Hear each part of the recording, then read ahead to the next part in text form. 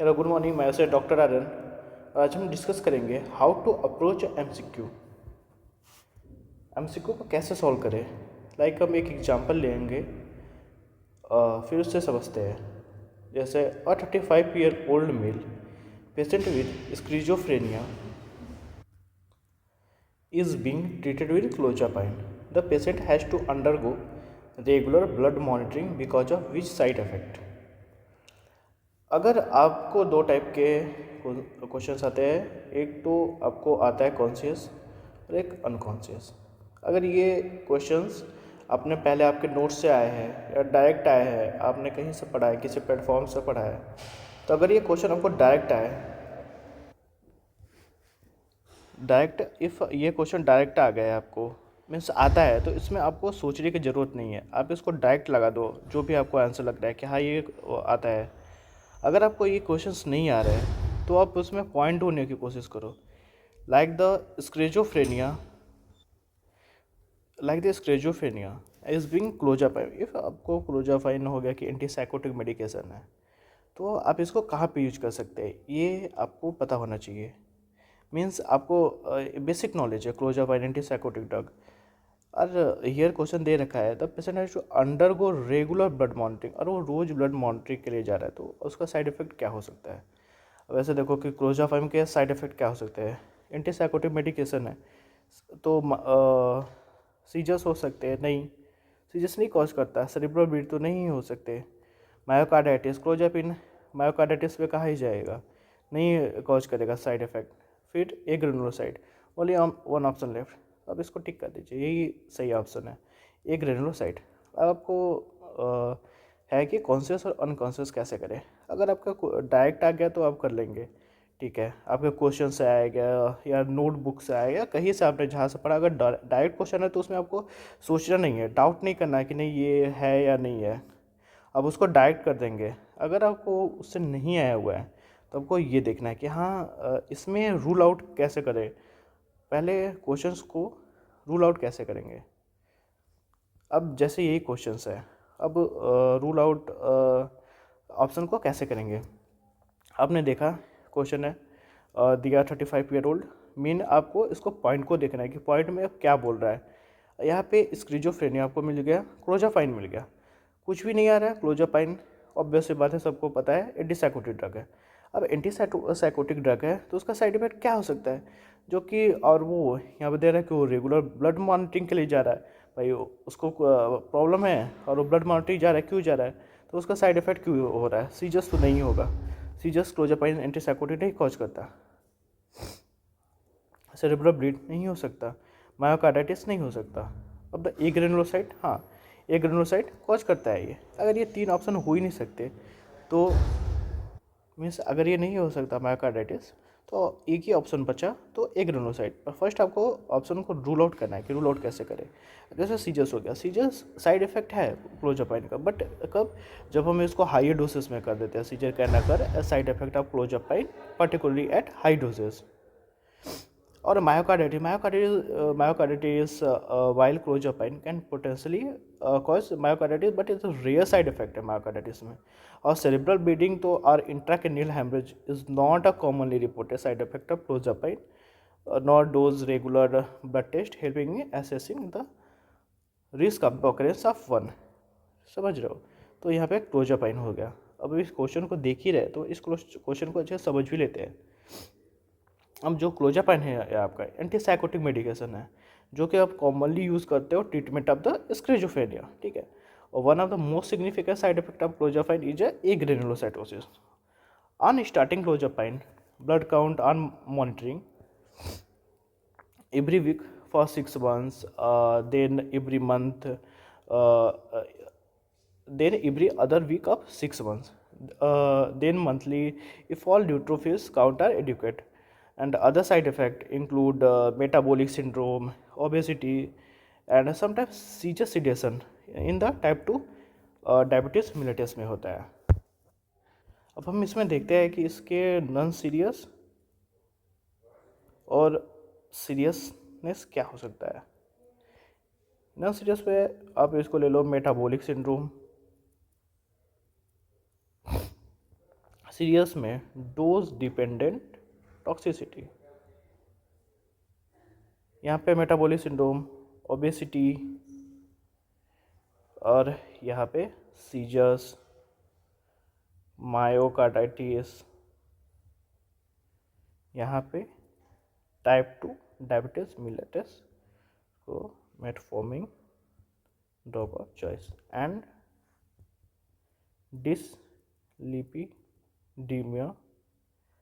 RX statin. यहाँ पे hyper salivation देखने को मिलता है, और यहाँ पे डोज इंडिपेंडेंट हो गया ना, डोज इंडिपेंडेंट टॉक्सिसिटी, ये ग्रेनुलोसाइटोसिस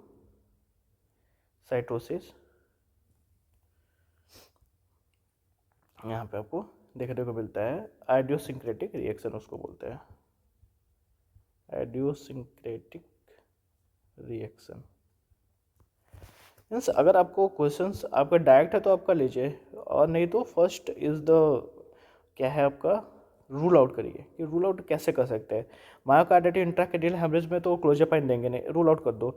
सेरेब्रल ब्रेन में इंट्राक्रेनियल हेमरेज में तो देंगे नहीं, इसको रूल आउट। मायोकार्डाइटिस पे तो देंगे, इन्फ्लामेशन ऑफ मायोकार्डाइटिस में तो नहीं देंगे।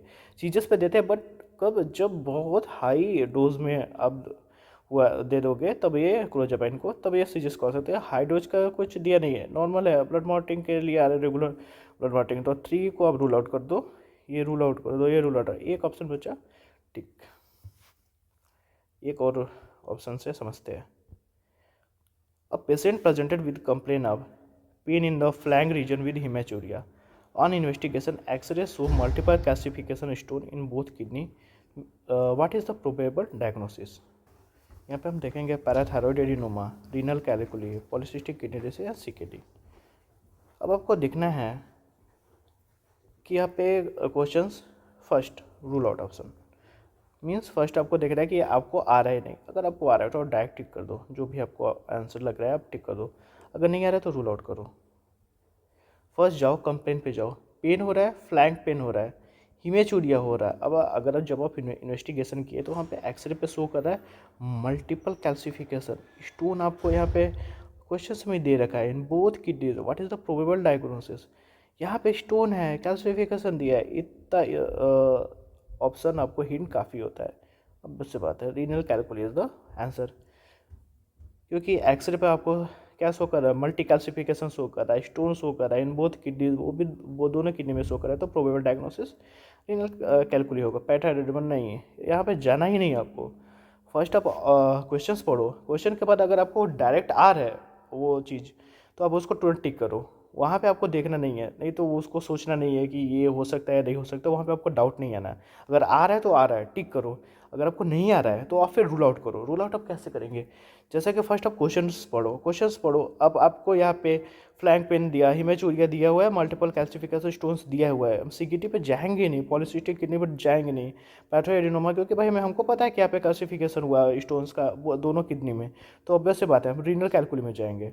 तो आपको रूल आउट ऑप्शन करना आना चाहिए। और मेन थिंग जो होता है कि आपको फर्स्ट आप क्वेश्चन को देख के उसके जो क्या कंप्लेन है तो मेन उसके क्लिनिकल सिम्टम्स को पकड़ो, क्लिनिकल चीज़ों को देखो, और कैसे इसके लिए आप क्वेश्चन बैंक प्रैक्टिस करो।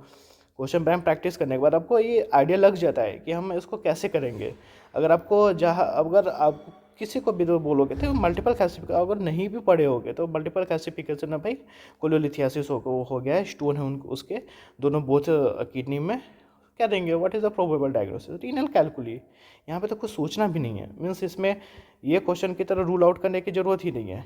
इसलिए मैंने 2 टाइप के क्वेश्चन रखे हुए थे।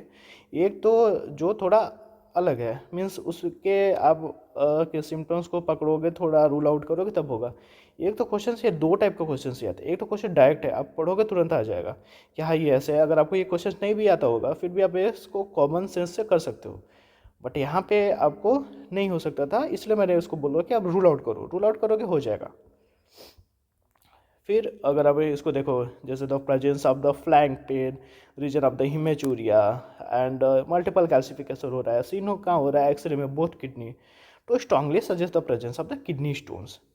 अब इसके क्लिनिकल फीचर्स क्या क्या हो सकते हैं, अगर आप क्वेश्चन डिस्कस कर रहे हैं तो डिस्कस कर ही लेते हैं। Renal colic spasmodic in nature pain होगा and pain radiate toward the umbilicus. Pain कहाँ रेडिएट होगा, उम्बिलिकस के साइड, अम्बिलिकल के साइड वो रेडिएट करेगा। Vomiting due to the renogastric reflex and the gross haematuria as the edge of the stone cause damage to the ureter. और इसके symptoms of urgency in females is in case of the lower ureteric stone.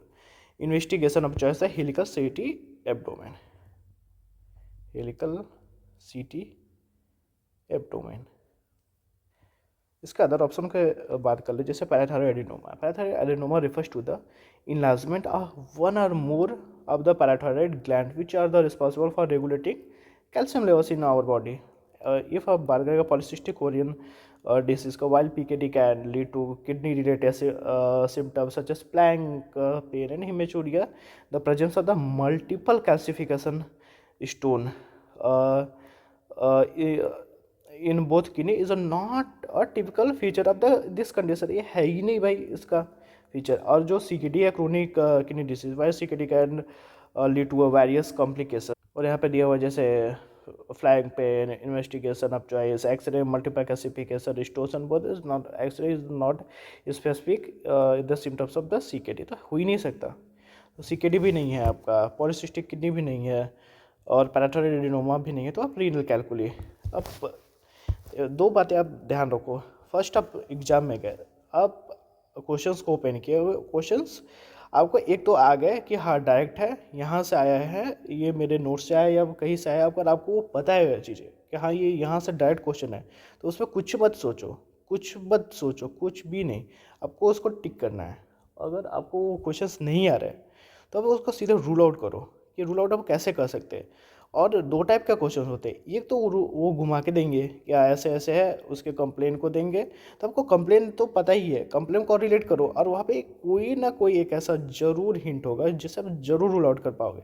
यहाँ पे clozapine था, अब स्क्रोजोफेनिया दिया है, स्क्रोजोफेनिया बहुत में दे सकते, बस क्लोजापिन था यहाँ पे, और यहाँ पे तो कुछ डिस्कस नहीं था कि हाई डोज में देंगे तभी तो सीजर होगा। नहीं है भाई, वो रेगुलर चेकअप के लिए जा रहा है, रेगुलर के लिए जब मतलब हाई डोज नहीं है, तो कॉमन सेंस की बात है। तो अब अब्वियस से बात है, उसको साइड इफेक्ट में जाके अब उसको रूल आउट कर दोगे तीनों ऑप्शन, और एग्रेनुलोसाइड करो। अगर और दूसरा टाइप का क्वेश्चन जो है डायरेक्ट आएगा, जैसे आपको पूछ लिया मल्टीपल कैल्सिफिकेशन स्टोन्स, यहाँ पे ऑप्शन में ही दे दिया है कि मल्टीपल कैल्सिफिकेशन हो रहा है, स्टोन है उसको दोनों की टीम में, तो प्रोबेबल डायग्नोसिस रीनल कैलकुली है। ये तो आप आराम से कर सकते हो, समझ रहे हो। तो आपको ऐसे रूल आउट करके और अच्छे से क्वेश्चन को करना है कि आपको कैसे रूल आउट करेंगे। कॉन्शियस माइंड और अनकॉन्शियस माइंड का यही है कि अगर आपको डायरेक्ट आ रहा है तो उसमें नहीं सोचना, कभी भी नहीं सोचना। डायरेक्ट आ रहा है तो आप डायरेक्ट कर दो, अगर आपको क्वेश्चन आ रहे हैं तो आ रहे हैं, उसमें कुछ भी नहीं सोचना है, नहीं उसमें रूल आउट नहीं करना है, कुछ भी आपको नहीं करना है, आपको डायरेक्ट क्वेश्चन कर देना है। अगर आपको नहीं आ रहा है तो फिर आप रूल आउट करो क्वेश्चंस को, ठीक है। रूल आउट में आप मेनली सिम्टम्स को और कोई हिंट को देखो। जैसे आप यहाँ पे गए रहो, अब क्वेश्चन बैंक प्रैक्टिस करो, क्वेश्चन बैंक आप जब प्रैक्टिस करोगे आपको मिल ही जाएंगे कोई ना कोई हिंट, सारे क्वेश्चन बैंक में होते हैं, आप कर सकते हो।